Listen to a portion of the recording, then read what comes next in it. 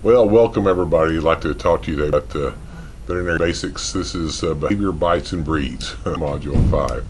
And we'll go through this, and I'm going to do it in several parts. I'm going to try to break it up into smaller videos so that you can watch part of it, watch one, then watch another one, and have to do it all at one time. So we'll see how it works. We're trying something different, so hey, let's check it out how it works. So start off with animal behavior, and I'm going to cover mostly small animal.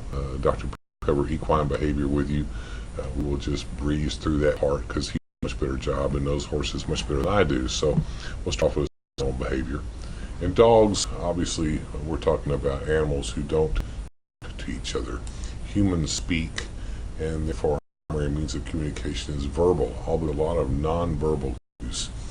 Probably you've seen the shows Lie to Me and things like that where there's a lot we say non-verbally that we're consciously aware of, that subconsciously we're aware of. But if you learn to pick up on those cues, you can learn a lot about people, which is pupillary, how they hold their hands, how they hold their legs.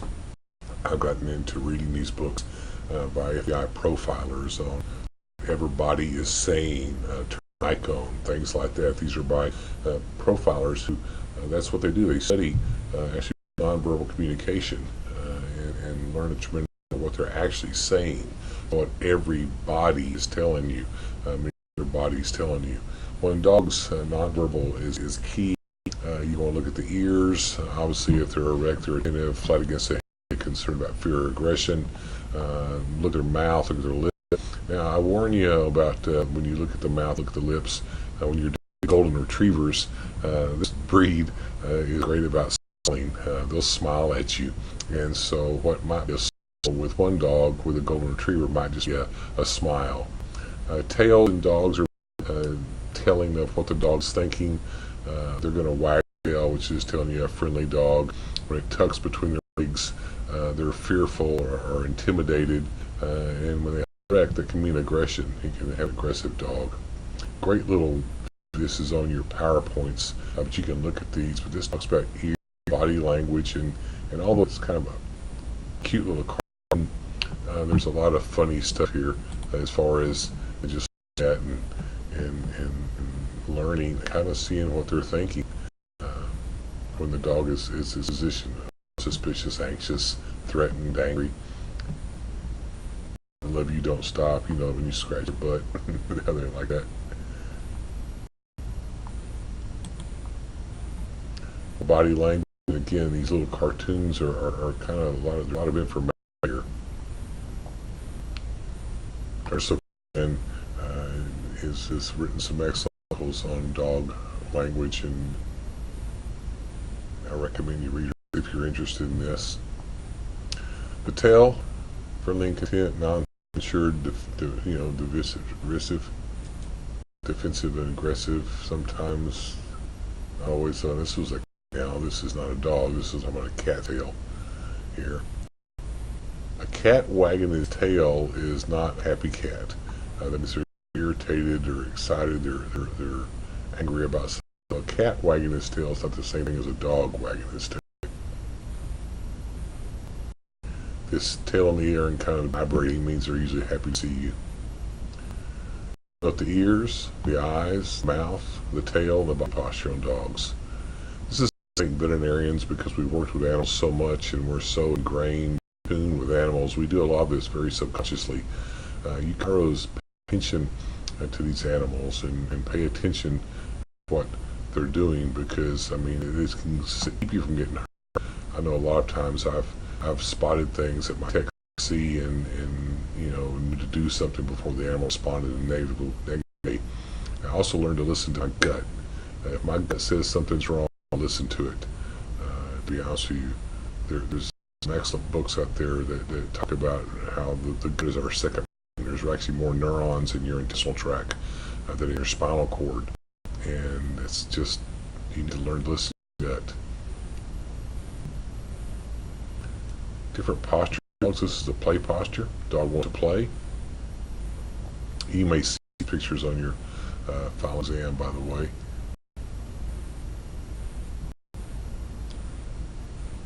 But this is a submissive type posture. posture, play posture. This is not an aggressive posture. Here's two dogs communicating with each other. Here they are in the snow. Obviously, this is not in Texas. If it is, maybe one here. This dog is wanting to play. Look at this dog. You see on his face, like, what are you doing? He's down like this. This other dog's got the stick. And he's looking in his face like, I want to play with you. I want to play sticks. Your tails are up here. This is not a defensive posture. This is play posture for sure. These dogs are going to each other. They're going to probably chase each other around the yard after this stick. Here's a cat in play posture in a cat. Active submissive posture. You see the ears are down, the head's down, the tail's tucked right here. Okay. This is not an aggressive type of posture. This is submissive posture. The dog is saying, I don't want any problems. I don't want any issues with you. Just trying to avoid any threat and confrontation. There's a posture, a little fear. Forehead smooth, ears back. Usually the eyes are squinted sometimes. They'll look at you, but they won't stare at you. They're not staring at you. They lick your face. They lick the dominant dog's face. They're saying, okay. They raise their paw here. Kind of like it's okay. Like you would put your hand and go, hey, it's all right. Sometimes they'll use foots, tails down. May wag. It's not usually tucked high underneath here too far, but they got their body lower, trying to look small. This is like a person. If you ever seen like Amy's video on TED Talk, Dr. Cuddy talks about body posture, and she did a lot of research too on this nonverbal communication. And that when we sit with our legs crossed, our arms crossed, with our ears punched, and we're trying to look small, that we're being submissive. Or if we're in a power pose, we're standing up straight, arms on our hips, hands on our hips, our arms extended. We're trying to look large, which is being more aggressive. And she's actually measured the levels of cortisol and testosterone in these patients, and found out that when you're in that submissive posture, your cortisol levels are much higher. This dog's stressed. This dog's cortisol levels are high. It's a dog or a human in an aggressive or dominant type posture, their testosterone levels rise. Interesting video if you ever get a chance. TED Talk with Dr. Amy Cuddy, Cuddy. Okay, your active submission. Eyes half closed. Lick. I got this paw raised. Tail hang down. Here we go. There's the active submission posture. You see this dog's got his foot picked up. They're like, hey.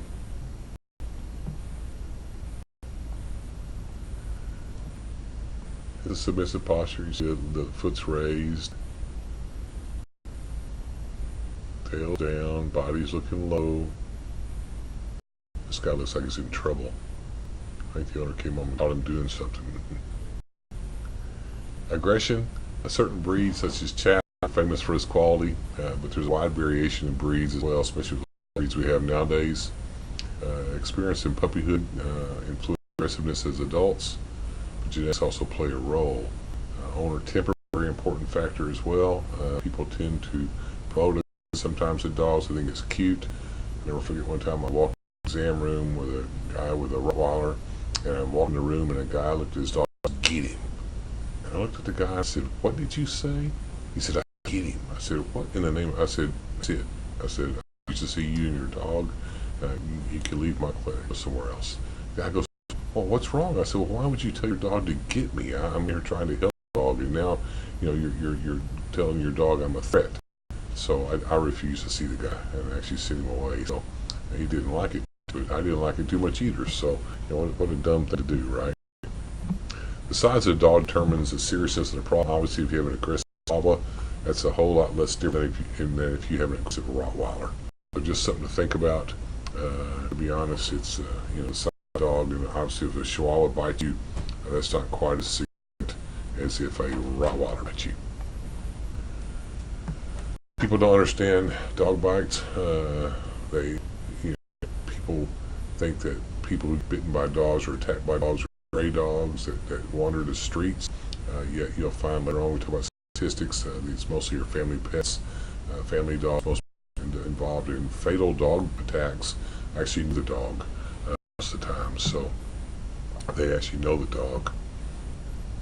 is that these attacks occur, and if you have a very small child, a very elderly person who can't defend themselves, they can be very severe, and most of these bites and kids are to the face. There's over 20 types of aggressive behavior. We're not going to talk about it. I'm by no means an animal behaviorist. I highly recommend you in your practice, if you deal with dogs who have aggressive issues or behavioral issues, that you refer these to a behaviorist. There are actually, there's a special field behavior in veterinary medicine, and these people are paid to figure these out. So I would refer to these people who know what they're doing in these areas. Dominance aggression. These dogs are overly protective of their possessions, and that can be their yard, their home, food bowl. This is the most common form of aggression. Dogs snarl and growl or snap when people get to their full. They're saying, "Step back away from me."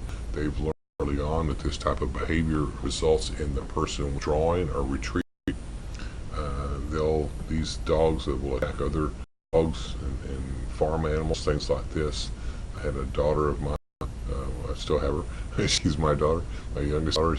Dog Cody, who was a dominant, aggressive dog. He was fine with people, but let other animals get around. He attacked a goat one time on our property. He tried to kill a dog one time, and he actually would unfortunately be able to dig out. He's a big dog, bull cross, and attacked several in our neighborhood, and they finally, unfortunately, had to have him put down. So they couldn't solve this problem, and we consider lawsuits and things like that. So unfortunately, that didn't turn out well for this dog. Here's a dominant, aggressive, offensive threat type posture, bristled and maybe stiff, quiver side to side. And a cat quivering side to side, kind of buzzing, if you will, means that they're happy to see you. So in dogs, get this C-shaped corner of the mouth, stiff-legged stance. The hackles are raised here, the hair is standing. Ears are usually forward. Forehead may show wrinkles because they're holding their ears together, their ears up. The nose is wrinkled for the snarl they have going on here. Okay, here's a dominant dog. Here's on submission. Again, here's your submissive posture. You see the leg is raised. Squint, ears are back. Tail is down. Dog's tail is up. This dog's saying, "I don't want her." This wolf is saying, "I don't want anything to do with you. I'm okay. I want to fight." These dogs will oftentimes try to mount you. Mounting is a show of dominance, not always sexually oriented dog. One dog will mount another dog to show dominance. When they're groomed, or if you try to tame them, like to brush them or hold them, they'll growl and snap. You got to be careful with kids about this. Kids like to hug dogs, and the problem is when you're hugging dogs, they'll turn and snap the kid in the face. They chase cars, bicycles, things like that. They like to wander, and they have to hear what you say to them. They stand erect, their ears bent forward, like we said. They hold their tails up. They're proud. Right? They walk around like people. Okay. They can emit a low, steady growl while they're looking at you. They're not afraid of you. I said, don't other dogs to show this dominance. Be the center of attention in all situations. They want to make a decision on who, what, when, and where. They're oblivious to commands. They don't heal. They don't look for the advice or reassurance. They're doing their own thing. Urine mark areas everywhere. These are unaltered male dogs. Dogs are hierarchical animals. They're pack animals. They're family animals. Actually, a lot of research done out. In Yellowstone, at first, a lot of the research early on said that wolves are pack animals, or actually they're family animals, and these packs are not. When they first repopulated Yellowstone with wolves, they saw these different animals form packs until such time they started families form, and then they would break out these huge packs and form these families. Most wolf packs, quote, are actually familial packs, or just there's aunts and uncles and brothers and sisters there, so they're more associated with families. So dogs families see humans as members of their pack. They try to figure out who are in this pack. It's a lot of stress on alpha animal, to be honest with you, and they're okay being submissive. These dominant aggressive dogs are not okay being submissive. If they aren't this behavior, this growling, this dominant type behavior is not corrected, you'll say about giving an initial towel. They'll push you and push you and push you, trying to move higher up the high. What you can do when trying to correct this problem is change the peck order of the pack. Dogs are always happier not to be the pack leaders. As I said, it's stress. An alpha animal. Dogs be the pack. You're the alpha animal. You got to become the pack leader. Because men tend to have deeper voices, tend to be larger, tend to be louder. Oftentimes, animals see the alpha animal. Ladies oftentimes have a higher voice, speak softer. They tend to be nicer. And I'm trying not to make generalizations, but by no means, I'm just saying that this is typical. So oftentimes the dog will mind the husband, not the wife. So you have to be sure, and you ladies assume this dominant position. Assume this dominance. To gain dog, you have to dominate every aspect of its life. When you play tug of war, dog can't win. You got to win. When you the dog, make the dog sit, then give him his food bowl. I told you when it's time to eat. You tell the dog when it's time to eat. Don't let these dogs sleep in your bed or in your even your bedroom. Say this is a bad idea because they're submissive. You are the dominant animal. We have issues with animals sleeping in the bed, and I know some of y'all have dogs who sleep in your bed and you think it's fine, and you may not have issues with it, but in general, I think it's a bad idea. Don't feed them from the table. You should crate them during meals and feed them last. Wait till you then feed them. You have to be totally consistent with praise and criticism. You can't be wishy-washy about this. The dog learns very quickly that a given behavior elicits a certain response. So be consistent in your commands, be consistent in your discipline, be consistent in your praise. Never let the dog win a shot or take charge. If you give them an inch, they'll take a mile. You should praise a dog spontaneously out of the blue. It confuses the dog. If the dog's done something good, then you should reward it. If it hasn't done something good, don't reward it. Okay? Neutering a dog in adolescence will decrease the likelihood of dominant, aggressive to be a problem. Neutering an older dog does not have much effect. Dogs that are severely dominant aggressive resist change to their status in the family, and sometimes, like I was talking about with my daughter's dog, unfortunately, it had to be put to sleep, so I couldn't find a home for it. It was a liability and very sad, and I never before ever euthanized the animals. This dog was older though, and the concern was that it's small children in the household. There's a concern there. You should use professional trainers and muzzle these dogs. Particularly on just muzzle cats. Have an aggressive posture with a cat. Defensive posture. This dog is defensive. Okay, did you see Marlene? Okay, this dog is. A lot of these dogs, this fear response and this fear aggression response, people say they were abused as puppies. Very seldom were these dogs abused, they just weren't properly socialized. This is one of the most dangerous postures of dogs because this is going to bite you. You reach down there to touch this dog, it's going to bite. And this is dangerous to you and dangerous to your technicians, to be honest. It's a situation where you've got to be extremely careful, extremely careful. This little dog's telling you, I'm ready to you, and I'm going to bite you.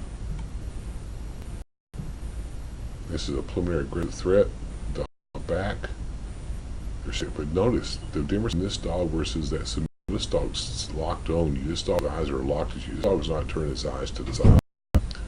This dog's giving you a direct stare. Okay. Now the threat's getting more serious. She's extending her muzzle forward. She's giving a look. Now now she's telling me she's fixing to attack. She's got the lips parted, or she's got this snuggle on. She's exposed teeth. She's going to bite you. So here's 3 stages of aggression.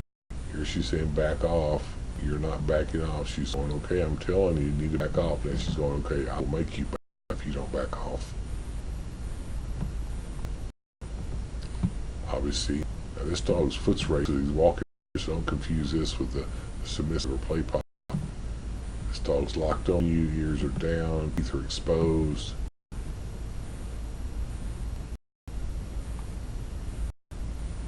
Okay, so here we have a situation where these dogs are meeting each other. The frightened dog cowers. Here's the frightened dog, ears are flat, tail's tucked. But she's keeping eyes on this dog right here. Okay. And she lunges the dog with the mouth open. She gives a high-pitched bark, a scream. This dog's going to recoil. The red dog backs off. Frightened dog retreats. So she's learned that this type of behavior causes this dog to back off. This dog's like, I don't want any part of this.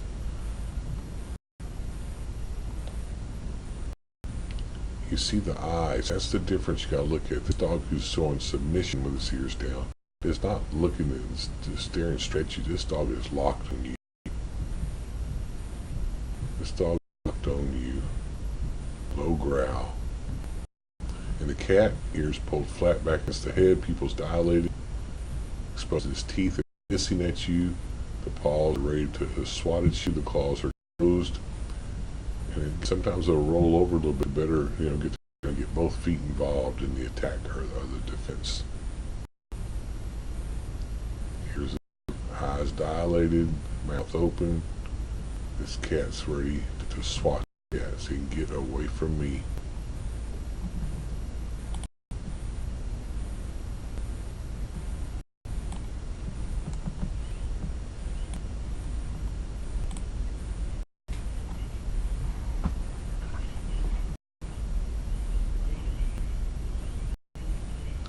You see what he's saying, this dog? This dog's like, okay, it's okay. He's praising the behavior. It's okay. That's not okay. And this dog's not responding to commands.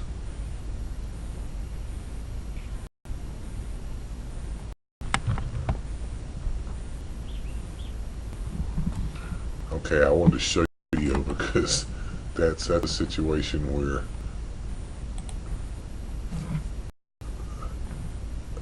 I'm sorry, let me see here.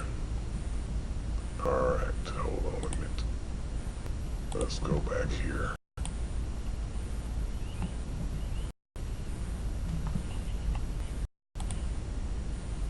Alright, sorry about that. Okay, so aggressive, dominant, offensive threat posture. Very threatening posture. This dog is confident, dominant, preparing to attack. This is an aggressive attack dog. Hackles up, stiff. Eyes are staring, lips curled at you, coming forward at you. This is a cat, tails down, ears up. This is a dog who's stressed, and there's a lot of research in veterinary medicine now about these animals and how we can eliminate that kind of stuff when they come into our clinics. We need to really be cognizant of this in these dogs and cats too, and that's why they say both dogs and cats in your practice, you have seating rooms for both because it stresses a cat out. It's in a waiting room with German Shepherds, obviously. And these dogs don't heal well when levels are high like this. They don't respond well, so there's all types of pheromones you can use, essential oils such as lavender, things like that, help these animals. So lots of stuff we can do to actually help these animals. So something to think about when you're actually seeing a lot of these animals. But these stress or pupils are dilated, they blink, they diarrhea, sometimes they'll express anal glands, they'll inappropriately urinate, they sit on the floor and pee, or you reach down and touch them and they pee all over themselves. They'll try to hide, try to live. Ears are back, pupils dilated, they pant, arms are back, they'll sweat. You can sit on the exam table, they'll leave sweaty foot. see this dog, how cowed he is, how stressed he is, how afraid he is. He's like, please don't hit me. Now, this may be genetic in some cases also. Maybe this fact this dog was socialized properly. And the socialization period is examples. It's the first 16 weeks of life. In that first 16 weeks of life, they've got to be exposed to all sorts of things. And the animals who are not exposed are ones who oftentimes like this. This animal may have been abused or hit, or because on the street, maybe starving, people throw things at him. That's possible. I don't know that he's a dog, but I do know a lot of these dogs were just not properly socialized. I always tell my people that the best dog, as socialization goes, is a dog raised in a household of 10 kids who live next door to a railroad track. And what I'm saying is, man, kids making all kinds of noise, all kinds of yelling and screaming and hollering, all kinds of sounds. The train goes by, loud noises, bells and whistles and things. These dogs grow up, pretty much fine. Dog who has symptoms is a dog who was raised in a barn, or maybe somewhere who never has human exposure or dog exposure, and everything's because they just don't know what it is. They haven't acclimated to it, so they just don't. Okay, licking his lips, ears, tongue, foot up. This dog is scared. Again, that submissive type posture. Submission. This dog is afraid of confrontation. They're like, oh my gosh, don't hurt me. They'll roll their back exposed. This is the most submissive posture. The dog is showing his undersurface and just I give up. I just don't hurt me. Head turned aside, direct gaze. The dog won't look at you, but exposed, tail tucked. Oftentimes they'll eat. Here it is. You can see that this dog's wet back here. This dog's urinating on itself. So here the dominant dog. This is the dominant dog on the left. They put their teeth in their mouth on the submissive dog's back of their neck. So if the submissive dog goes, I give, they roll on their back and say, okay, cheers, I give up. This is the dominant dog on the left, the submissive on the right. Dominant dog here, you see tails up, ears are up. This is, I think these two, I think they're playing. This dog, okay. I don't think it's an attack per se. This dog doesn't look vicious to me. I think these dogs are actually playing, but this is the dominant, a submitted posture.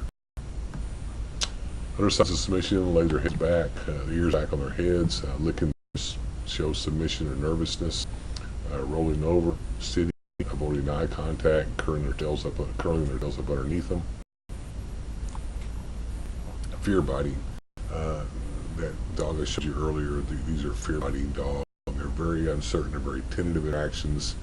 They're sometimes called defensive dogs, but they've learned, the basis dog is afraid of you. This dog is got some type of shy issue or some type of socialization issue, and they've learned that if they snap or bite, you'll go from them. So they've been taught that biting or snapping should go away. That earlier video we saw a guy with a Rottweiler. One of the issues there is that did you hear him say, it's okay, we don't do that. It's okay.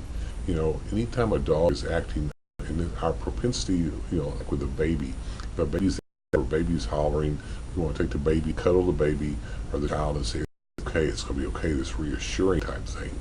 But in the training world, when you're dealing with dogs, when you tell them it's okay, you're trying to console them, but in reality, you're reinforcing negative behavior. You're telling them that behavior is okay, and it's not okay. So you don't sit there and say, when a dog is trying to act like this, you don't want to be petting them, trying to console them, because you're reinforcing that negative behavior. And I warn you about that. It's people's tendency to want to say, it's okay, but it's not okay. And so try to avoid that if at all possible. Okay, here's this dog. You can see he's stressed, he's fearful, but I don't think he's aggressive. He's looking at his, he's yawning. These are all ways to release tension. People do the same thing. We touch the face, we yawn, we roll our eyes. We do at this too, we really do. Now this dog is, I think he's pretty protective too. This bone he has right here, look at him. You know, he's got his mouth out. You reach down and grab this bone, you're going to be bit. This little guy's kind of up, kind of standing back, so he's not aggressive. He's not coming at you. His ears are down. He's afraid. But look at his tail. His tail's tucked, ears down. He's but if you reach down here, you could eat a bit. They stand their ears flat against their head, tails tucked, as you saw in that dog. They bend their head and neck toward the individual that seeks attention, and they'll lick their lips. They roll on their backs, exposing their bellies. The expression is one of worry. I think he looks worried.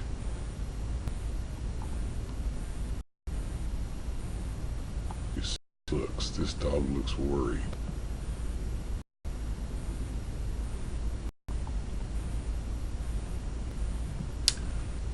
You're fearful about being touched, and the problem with ear biting, fear aggressive dogs is they may seem okay, and so they'll just snap. So they're like a snake almost. They just strike. So you gotta be really careful with these dogs, and do not hesitate to kill these dogs. If my gut says muzzle, I muzzle. You know, so I mean, my texts say muzzle, I muzzle. So sometimes they'll pick up on feelings that I haven't picked up on. I may be a little more confident with the dog than they are. Or if I hear from my tech, I'll tell them to muzzle. So I mean, basically, you just want to make sure that you keep someone from getting bit. Most dogs are born genetically born shy. Again, they may have been, this shyness can overcome the proper, not totally overcome, but mostly overcome the proper socialization. But you gotta keep you know, an eye on these dogs and properly socialize them. If they have gregarious, confident parents, then typically these dogs don't being born shy. You want to build this dog's confidence, do it with verbal praise, pet, treats when they're doing what you tell them. Good things, but again, most of these dogs don't. This is when you're going to adjust them. Legs up, be a little bit submissive here, but look how the head's held forward. Ears are not laid back. Ears are cocked slightly forward in this dog. This dog's locked in on you. You notice that the hackles may be up on this dog a little bit.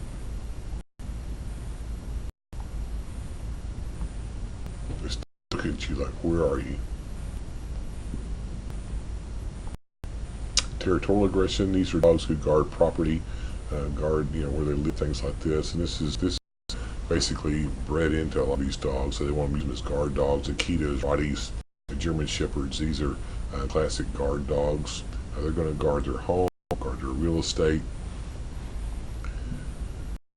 Some of these dogs can tell pretty quick about dogs. I mean, about people who are welcome. Unwelcome guests. They pick up on fear very rapidly.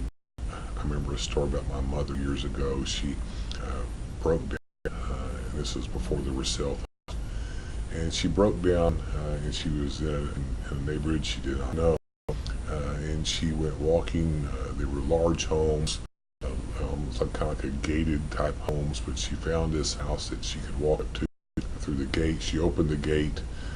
She walked up to the house, which is a fairly good distance from the road up to the houses. These were large homes on an acre of land or so apiece, and walked up to the home and knocked on the door and asked for help. You know, asked for call her, asked for help, call home, call my dad, I think, to come get her, tell her that she's broken down. And the owner had, quick, come in. And she went to people's house and she said, what's wrong? She said, well, I've got 3 Rottweilers out there who are guard dogs. I believe they didn't attack you or didn't prevent you from coming to the house because they've been trained to do that. And my mother said, oh yeah, I saw 3 dogs out there and just walked right by them, and they didn't do anything. No idea. And I think they sensed that she was a lady and she was in distress, and they knew she wasn't a threat. They didn't do their job per se, but I'm glad they didn't, because 3 Rotties could have been. These dogs are about sensitive. Their owner's attitude towards strangers. Back when I was in College Station, I had a named Machen. She was a phenomenal dog, and I had this guy I knew. I have a friend, and big guy, and I didn't know much about him, but back in the conversation. And, I never locked my doors. My house was one of those where people stopping all the time if they want Coke or beer or something. Just go and get some other and go out and just kind of come and go type thing. It's kind of how our house was. I wish it could be that way nowadays, but unfortunately, people rob you, advantage of you, and home invasion you now. But back in those days, it was pretty safe. I was back in the shower, and all of a sudden I heard me just going crazy. Just like wow, wow, wow, wow, wow, just going bananas. So I quickly got out of the shower, went to see what was going on, and this guy I knew, Mike, had come to the front door of the house, and because I said the door was locked, he'd come to the front door of the house, and but this is the first time she's ever met him. She put him up against the wall and was not going to let him move. Every time he tried to move, she'd stab him. And this was not normal for this dog. She was normally a very friendly dog, and came there. So I called her off of him and put her outside, and to talking to him and stuff, and said, that was a reaction, and asked me if he had done anything. He said, walked in the house. Well, come to find out, he turned out to be not a very nice person, and she picked him up long before I did, and she knew something was wrong, so she wouldn't go to the house. If dogs are fearful, apprehensive, these dogs know it, will be effective, and you'll get bit. You want to get these dogs in territory. That's one of the problems I had when I was doing a mobile practice. I went to a lot of people's homes, and I saw a lot of big dogs, a lot of cats, because those are two things that are hard to get into the veterinary clinic. And these oftentimes, I've been urinated on, I've been pushed around by these dogs. I've had to leash these dogs and take them outside. I'm in control, not them, as long as I'm there. So this can be a challenge if you do mobile calls or mobile house calls to these type of dogs. And again, if you have any issues, puzzle them. If you think they need to be sedated and you're not a veterinarian, get the veterinarian to sedate the dog first, or give the owner some type of are you coming? There you go. Aggressive German Shepherd. Predatory aggression, these are hunters. Dogs hunt, are herders. They have an instinct to drive, to chase, to worry. Worry means the sheep that nip their heels. These animals want to herd anything. Border collies, your Australian shepherds, these type dogs, your healers, blue healers. These dogs are herding dogs, and they tend to nip, and they'll bite easily. I've not met too many mean border collies will bite, but man, a lot of Australian shepherds and blue healers, these dogs, they're basically loving. They've got really natural instinct. You gotta give these dogs a job. If they don't have a job, they'll make a job. Try using a short leash on these dogs. Most of them, if you can them all, and can get them out of their natural territory to work on them. And we'll go through some dog bite statistics with you, and these are 2016. They have it 7. I've got the 17 is now getting out there and published. I have an updated slide for that, but I'll tell you there's not much difference in these. I won't go over this. The same things, dog breeds. I love this smell of this dog from Batman. But about 44,000 faces a year. This stat hasn't changed much. About half to 1.5% of all emergency room visits are associated with dog wounds like this. Most frequent target is the face. Areas are exception, usually bitten on lower extremities because they're walking through some property, right? And it's the lips, nose, cheeks, protrusions off our face that are oftentimes bit.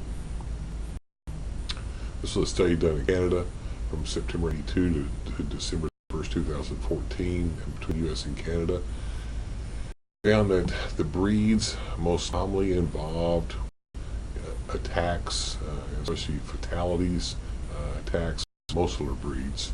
Well, those breeds, these dogs, your pit bulls, your hunters, your Canary Island dogs, your Cane Corso dogs, your Mastiffs, the Filas, the Sharpeys, even boxers and their mixes. They of course, you boxers, such great dogs, and I do too, but they can be involved in attacks. And they look at the percentage for this particular breeds. Only embody about less than 10% of the total dog population, yet they 75% more of these attacks on adults, and 76% of attacks that result in fatality. So these breed, and people must say, oh, I've got an old dog, and he's the greatest dog in the world. I had a Roddy, and I just love him. I have pictures later on that show you these. But you have got to be cognizant of the stats. The stats are here. And so be aware of this. 4.5 million Americans are by dogs each year. This has changed much. The two most common causes of claims on homeowners insurance policies are dog bites and swivels. People getting hurt around a pool, God forbid during the pool, something like this. You just got to be extremely cautious of that. In 2016, the 31 U.S. dog-related fatalities. 2015, there were 34. 2014, there was 42. So it's actually down since 14. Texas was #1 state in 2014 with 7 fatalities. Most victims who received medical attention were kids, and people were bitten in the face. Again, $1, this cost was over 300 million people homeowners insurance. The second most common claim is dog bites, dog pools. Pit Rottweilers account for 77% of total reported deaths in 2016. Again, this is consistent for 17 as well. 76% of all fatal attacks during a 12-year period from 2005 to 2016. Pit bulls killed 250 Americans, about 1 citizen every 17 days, versus Rotties, which killed 43. Okay, so pit bulls are by far the most dangerous breed to deal with.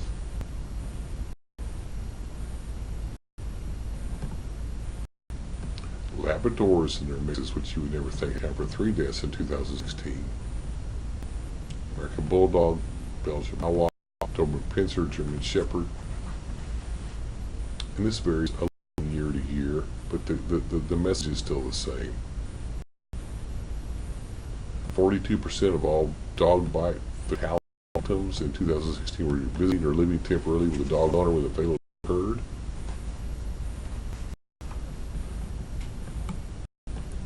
In 2016, 61% of all fatalities involve more than one dog. What happens, one dog gets it and they all jump in, and that creates a real concern. In 2016, family dogs inflicted the majority of deaths, 55%. Of this subset, 50% were pit bulls. This is a little bit off the norm. Most of the time, it's dogs who the people know.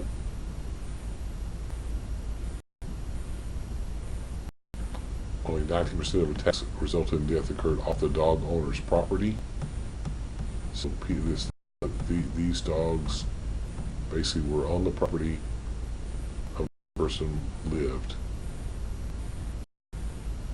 Family dogs inflicted 45% of all deaths in 2016. So this is the norm. It's usually family dogs. Family pit bull dogs account for 86% of fatalities there. Of 22 fatal bull attacks, 55% involved a family or household member, 45% non-family. They were on the owner's property. These are dogs who killed someone in 2016. You notice if you look at these dogs, they all look intelligent. They all don't look afraid. They're confident-looking dogs. 2016, 71% pit bulls, 10% calves, and breakdowns from there. Rotties dropped down this year. They usually Rottweiler up here. This year was an unusual year from this perspective. The breeds. Look at the disproportionate number of these attacks associated with pit bulls. It's impossible to predict what might provoke a friendly dog to bite. These are dogs. I love dogs. I was devoted my whole life to caring for dogs, and I love dogs as much as not more than anybody in the whole world. If there's one unforgivable sin opinion, and that's a dog who bites, an unprovoked bite or an attack upon a child or a human, is in my mind a reason to lose a dog. Because, folks, when it comes down to it, people are more important. I know, I understand how people feel, and I love dogs too, and I'll do everything I can to keep them alive and keep them safe and keep them in good health and have a happy, high quality life. But if it comes to a person or a dog, I'm going to pick the person every time. You just have to. That's the way it's got to be. Some of these dogs may be in pain and we don't know it. But some may become panic stricken. Some may feel threatened. We don't know what precipitates a bite sometimes. Children under 5 or younger are more likely to provoke attacks. But kids, if you think about people, guys, we are primates. Primates are frontal greeters. Hug each other. We come up and we hug each other and we stare at each other. We lock eye contact with each other. And that's all part of our greeting methodology. It's not in dogs. Direct eye contact is a threat in dogs. Hugging or matting is a show of dominance in dogs. And kids come up and hug and kiss the dog. And if the dog has got any type of issues with it, the dog's going to respond by snapping. In dog world, snapping is a means in which to discipline a puppy. Snapping, from a perspective, normally doesn't cause any type of harm because the teeth slide off the hair. The dog's covered in hair. We are not covered in hair. We don't have that insulatory effect of hair that hair gives, protecting the deeper skin. We have skin, and when those teeth hit the skin, they rip. They don't slide off like they would if we were covered in hair. Hounds are less likely to be injured than working or sporting breeds. Puppies are less likely to be injured than adult dogs. And there's social trends toward keeping aggressive dogs. People think it's neat, it's macho, and I don't. Dog bites injuries account for more than 1/3 of all homeowners insurance claims. It tells you that. 86% increase in dog bite related hospitalization. Dogs with homes with 2 or more dogs in the house 5 times more likely to be bitten than those living without dogs, obviously. Dog bites occur every 75 seconds. Also, dog bite related hospital stay is $18,000. In 2015, more than 28,000 people with reconstructive surgery. This website right here has the most current statistics on it. If you're interested in this type of stuff and get into this, go to www.dog.org/dog/bite/statistics. This gives you the most recent statistics on all this, and a lot of this is taken from this website. Here shows you the chart from 2005 2006. See how disproportionate pit bulls are. 254 deaths for pit bull dogs. Here's Ross. Number 2. Here it breaks it down. This chart is here in tabular form. www.dogbites.org if you want more information. The name of the person, the age, the location of the attack, the dog breeds, and other factors tells you a lot about the individuals involved. So there's a dog fatal attack in 2016. Here's some people who were killed. This dog killed this person.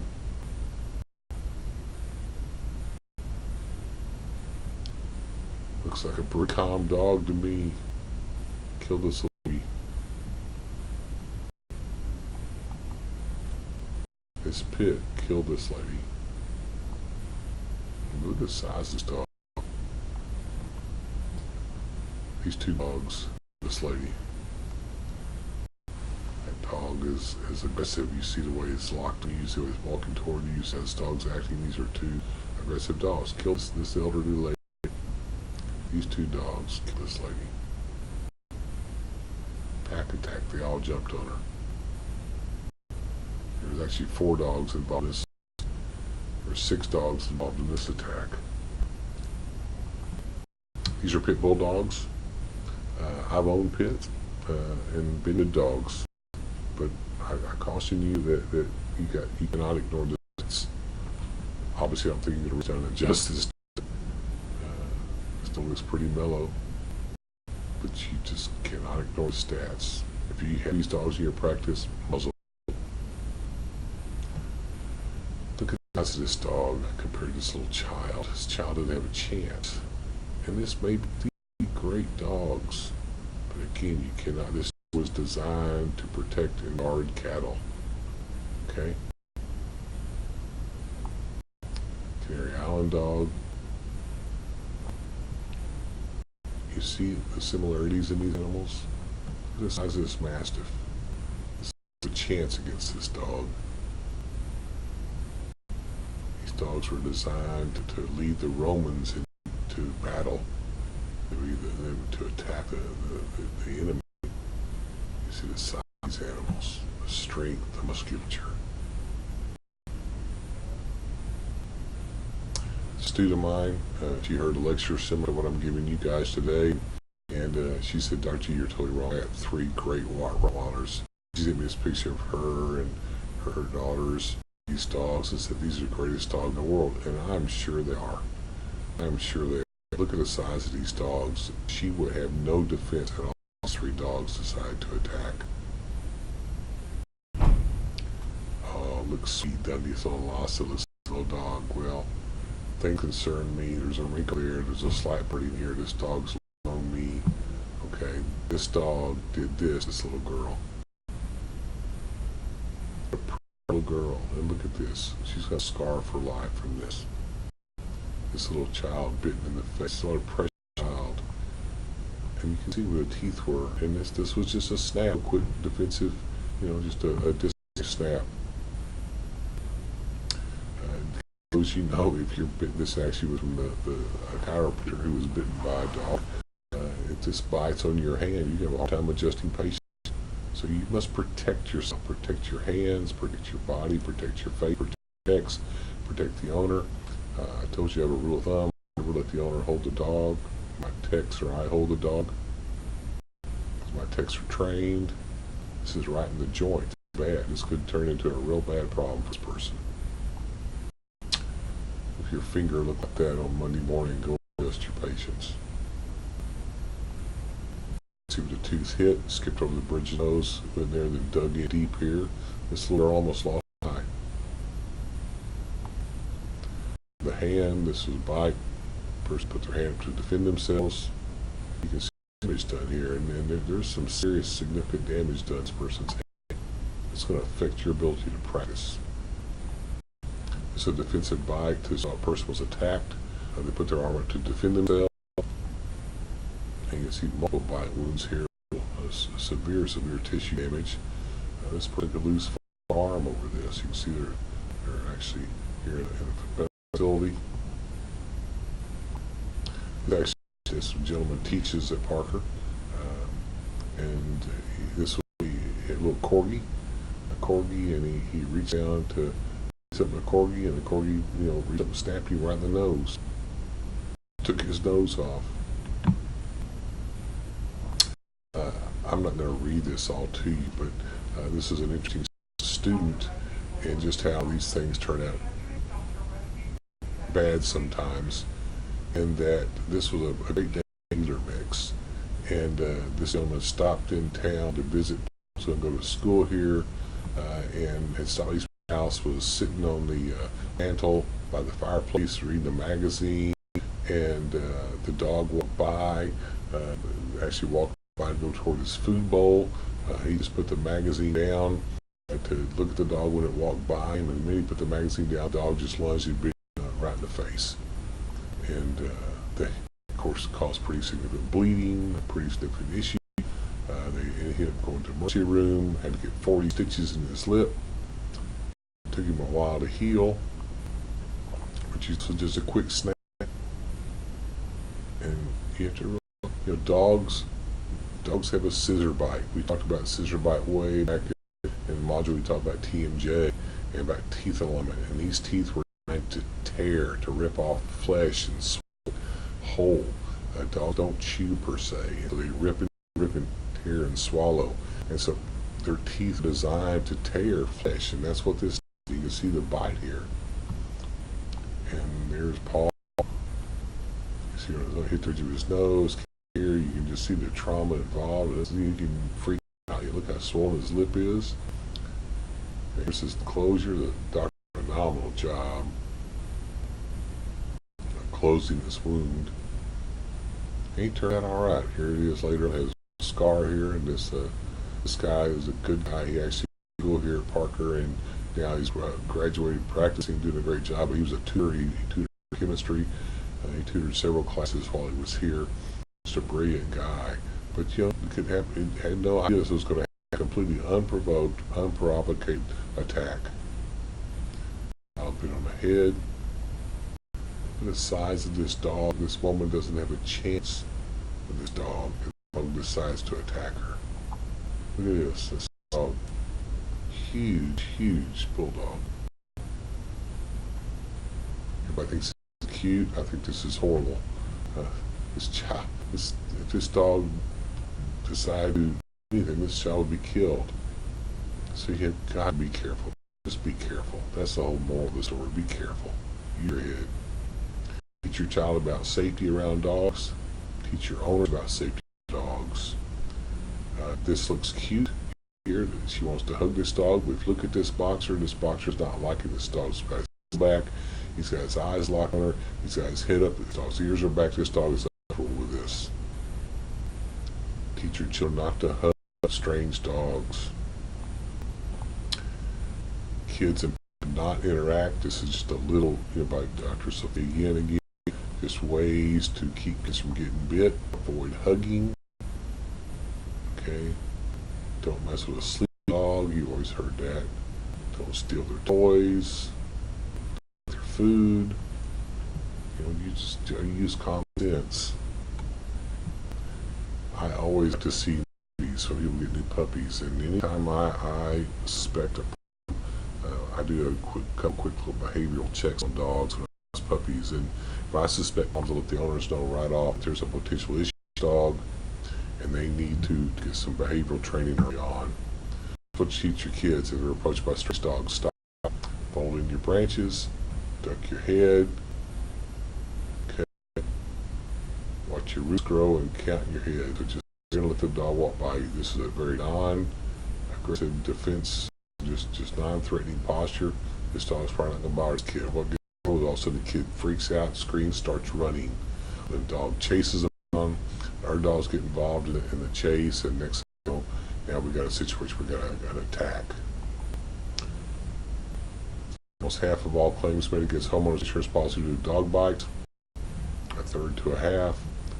Healthy, mature dogs can only become aggressive. This is something you should be cognizant of. If someone tells you, hey, a practitioner bring this dog into me, I treated him years and years, and suddenly, this one time he goes, Dr. G, I bring him into you because he snapped at my kid. That's very atypical.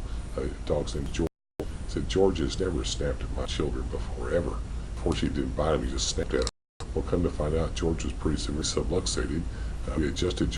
George was fine after that, so George was in pain. He was just saying, I hurt, leave me alone. Dogs will respond to pain. We talked about pain earlier, that a normally passive dog may bite, and so just watch that. So I said, a trained eye can spot a potentially aggressive puppy as early as 7 weeks of age. And I just run through a couple of little behavior tests, and if there's a problem, I tell the owner, you need to get some help now before this gets out of control. Beginning of 3 weeks when they open their eyes, it lasts to 14 weeks. This is the most important bonding time for animals. They need to be exposed to all sorts during this time of their life. The more they're exposed to in a positive manner, animals are going to be. If a puppy is not exposed to positive interaction with dogs during this period, they grow up without the skills they need to deal with other dogs. If they're not exposed to people in a positive way, they may be uncomfortable. And the middle of this learning period, around 8 weeks, is time to purchase a puppy. 8 weeks is the ideal time to get a puppy. Bring them home, socialize them at home. Puppies brought to new homes at 10 to 12 weeks of age may be more fearful with a new family because they're getting out of that socialization period. The socialization process is delayed. The puppy's 12 weeks of age or older. They may be relaxed, may never be interacting with people or other dogs. So it's that you have this socialization period. Puppy has a natural so he's naturally fear. He's just naturally shy and fearful, and he doesn't get the proper socialization. Then they may try to fear. If they have if they're aggressive by nature, and if there's proper socialization, they may be a common aggressive type dog, be a biter. And you don't have to do a whole lot of socialization. Research by the Heart Foundation has found that handling a puppy as little as 1 to 2 minutes a day is enough. Doesn't take a lot. You have to be there 24/7. Just interact with them. Puppy's teenage years begin when it's about 16 weeks old, and then when the puppy's 12 to 16 months of age, so that's when they're teenagers. That's when we see, all this bad behavior begin to develop. At the end of this period, there's a hormonal surge. The dog become protective and territorial. Males lift their legs. Females enter their first heat period.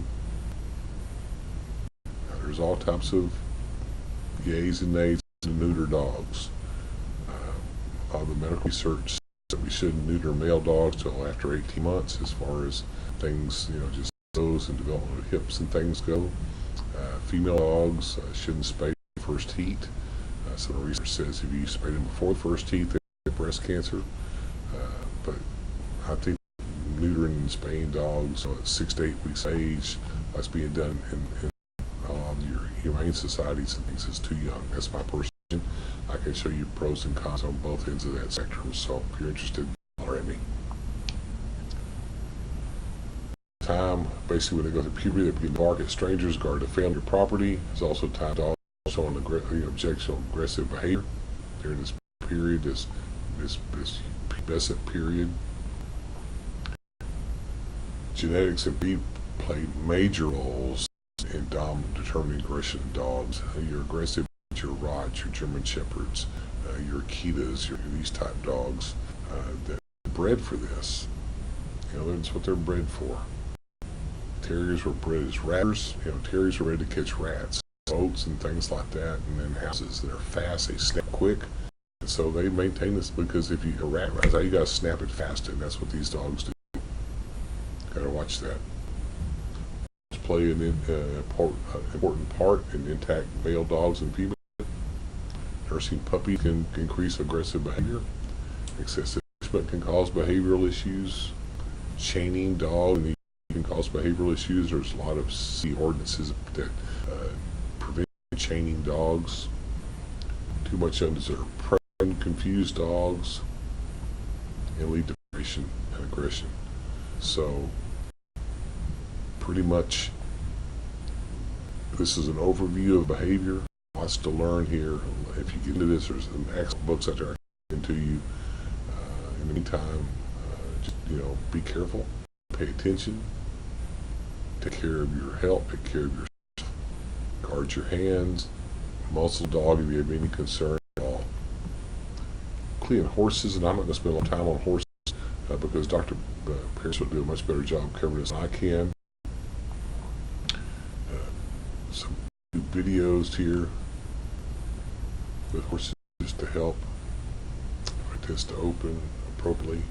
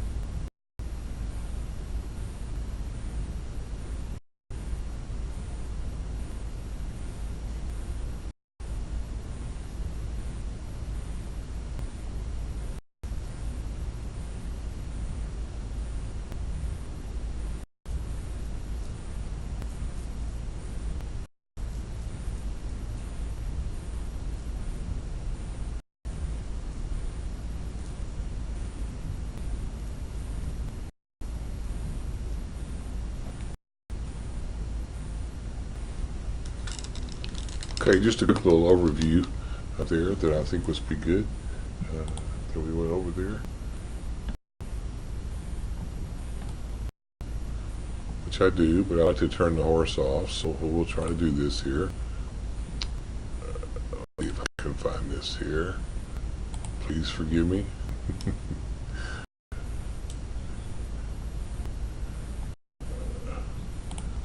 There we go. Okay, sorry about that. Alright, there we go. Sorry about that. Okay, so you got a psyche of a horse to adjust one. Horse is the prey animal. Their first is to run, basically, and they can't run the predator. So they have a natural tendency to run. That's their first instinct, what they want to do. They are probably the most perceptive of all domestic animals. They are a prey species, and so they're able to detect predators, be able to do that to survive. So things that you may not notice a horse on the phone because you may think the horse is spooky or bad behavior, but there's something you're not seeing, okay, which is causing them concern. They have a very fast response time. You'd have to if you think if someone's to eat you. If you're slow in pickup, slow in processing, slow in response, you're eaten before you can respond. So you gotta get out quick. Okay. Horses forgive; they don't forget. Remember bad situations. Okay, that's why it's critical to make your first experience with a horse a positive one. Take your time when you're first coming to adjust a horse. Take it easy. Just go slow. Okay, and get the horse to you. And then be very slow and determine your responses with the horse, and give him let the horse rest and relax with you. Okay. Horses categorize most horses as either something not to fear, so just ignore, explore, or something to fear and flee. Therefore, you want to be something that's just they just ignore you and just do their thing while you do your thing. Usually dominated. Okay. If done correctly, human dominance can easily, during training, causing the horse to become excessive. You don't want the horse to be afraid of you. The horse just to respect you. Horses exert dominance by controlling the movement of their peers. If you watch horses interact through this, the dominant animal, and this is true too, dogs control movement. The dominant animal try to get in between you and the submissive animal to get your attention. Horses can accept dominance when we or other animals cause it to move where they prefer not to go. That's what we're doing with rein and our leg or the saddle. Or we or another animal with movement. So round pins, legs, things like that. Body language, the horse is unique to the equine species. You need to learn this. Pairs will go over a lot of this with you. Person handling horses to be able to read the horse's language. Horse's vision is a danger. They have poor color vision.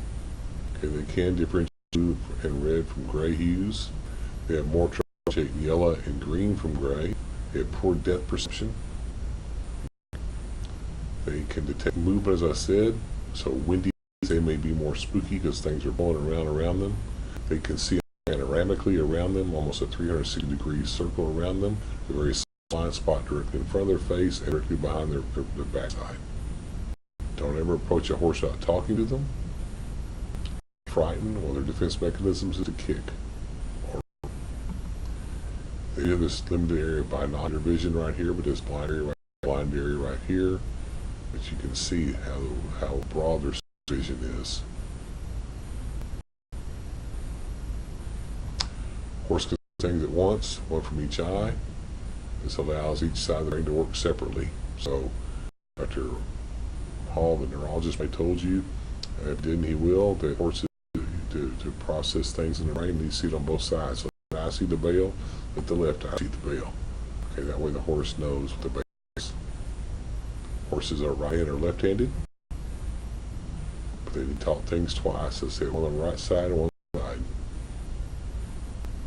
Horses hear much better than yours. Hear stereoscopically, they can move their ears around.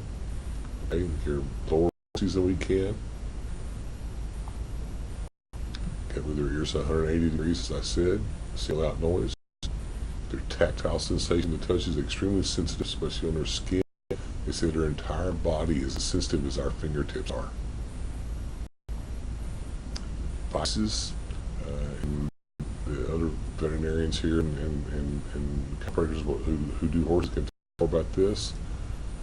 Normal horse will graze 12 to 16 hours a day.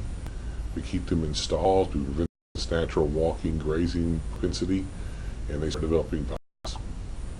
Not enough natural stimuli can cause a horse to be in his own side. Constant working dogs, if you don't give them a job, they'll make a job. Some of these may be secondary stress or subluxations. Cribbing is a bad habit. There's a release of endorphins associated with cribbing. They grab a hold of the wood crib, wood stall, and suck air. And cribbers prefer cribbing to eating. They lose weight, become poor performers, they have excessive teeth wearing. Here's a cribbing horse. He's got a hold of the stall, he's sucking air, and he releases endorphins, and they get high off this. This is tooth wear associated with cribbing.